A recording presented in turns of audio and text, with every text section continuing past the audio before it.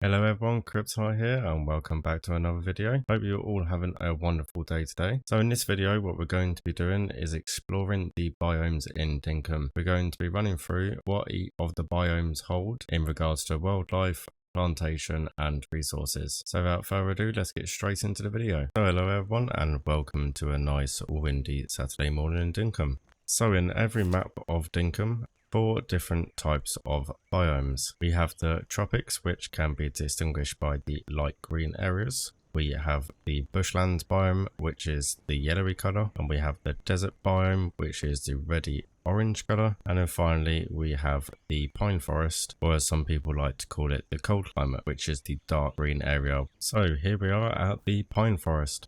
Now this is my favourite biome in DINKUM. I just love the dark greens, the dark browns, and just the way that the forests look. And I just love the way it makes you feel. But now you know my favourite biome. What's your favourite biome in DINKUM? Let me know down in the comments down below. I'd be quite interested to see what your favourite biome is and why. For the pine forest, or as a lot of people know it as the cold climate, it consists of your pine trees, which give you pine wood.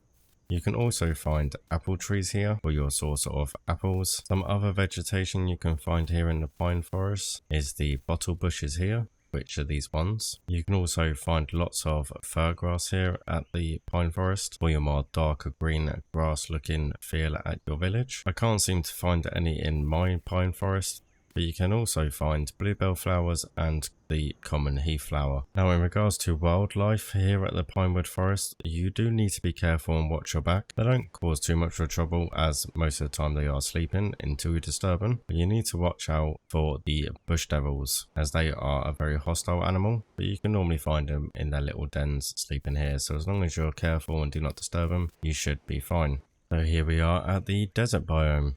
Now, the vegetation in the desert biome is pretty much non-existent, but you can find here some cactuses with the cactus figs, and you can find some spinifex tufts.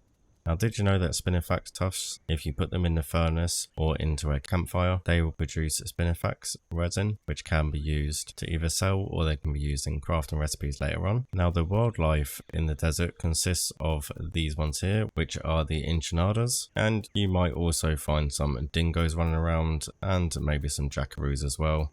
You'll normally find desert biomes next to the bushlands, so they do sort of venture out. Now the desert biome will be home to all of your ores and your stone. As you can see here, we have a nice deposit of iron and we have some quartz there. We also have some copper ore deposits over here and plenty of stones. Now I do recommend marking on your map when you come across a big vein like this, just for future reference. They're really handy to mark on your map. And the next biome we're going to cover is the bushlands. Now on the map you may notice that parts of the bushlands you'll see fields and plains. So the fields and plains are part of the bushlands, so they're all incorporated as one. Now in the bushlands you can find lots of jackaroos and lots of dingoes running around. So we've got one dingo there and we've got some jackaroos here. Now in regards to vegetation, you can find the gumwood trees. You will find the waterflower bushes here. And I can't seem to see any close by to me. Oh yep, there's one there. You can also find bush lime trees. In the bushlands you can also find billy button flowers as well. So now we have covered the 4 main biomes in DINKUM. I just want to run through with you a couple of smaller little areas which aren't really classed as biomes because they're not quite big enough. But if we just open up our map again, we have the ocean, which I guess you could call it its own separate biome.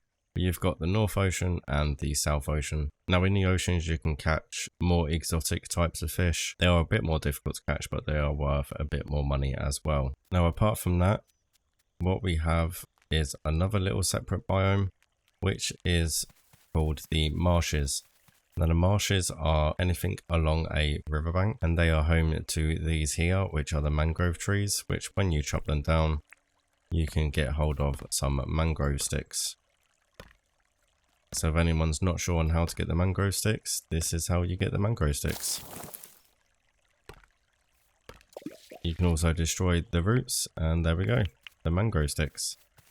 Now the next separate biome that you can get is what we call the billabongs. Now the billabongs are basically ponds and lakes that are more inland pretty much like this one here. This is where you'll typically find your fish, which can also be found in the rivers. A nice interesting fact for you: if you do manage to find a billabong that is situated rather close to the ocean, it will be classed as part of the ocean, and you will be able to find some ocean fish there and some coral and bits and pieces as well. So there we go everyone, that's everything you need to know about all the biomes in DINKUM. I hope you found this video helpful. If you did, make sure you hit that like button, and don't forget to let me know in the comments down below what your favourite biome is. And just before we end the video, don't forget to hit that subscribe button so you don't miss any more DINKUM content. Thank you all for watching, and I will see you in the next one.